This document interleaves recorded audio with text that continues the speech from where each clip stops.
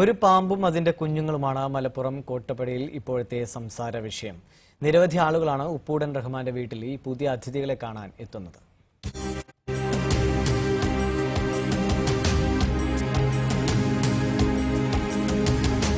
മൂന്ന് മാസം മുമ്പാണ് മലപ്പുറം കലക്ട്രേറ്റ് വളപ്പിൽ തളർന്നു കിടക്കുകയായിരുന്ന ഈ പാമ്പിനെ റഹ്മാൻ തന്റെ വീട്ടിലെത്തിച്ചത്.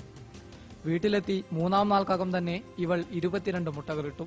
അടുത്ത ദിവസം പാമ്പിനെ കൊണ്ടുപോകാൻ വനം വകുപ്പ് അധികൃതരെത്തി.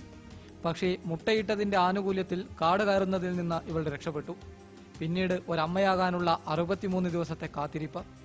64 ദിവസം മുട്ട പൊളിച്ച് ആദ്യ കുഞ്ഞു പുറത്തെത്തി.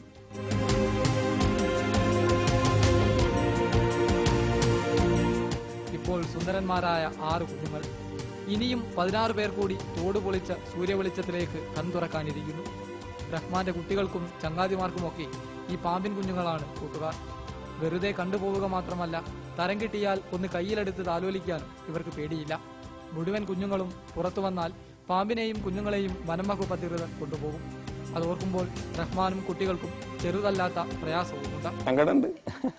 ഞാൻ 2 വളർത്താൻ കിട്ടുമെന്ന് ചോദിച്ചു നോക്കണം, പക്ഷെ അവര് സമ്മതിക്കൂല. അഷ്റഫ് വാളു, ഏഷ്യാനെറ്റ് ന്യൂസ്, മലപ്പുറം.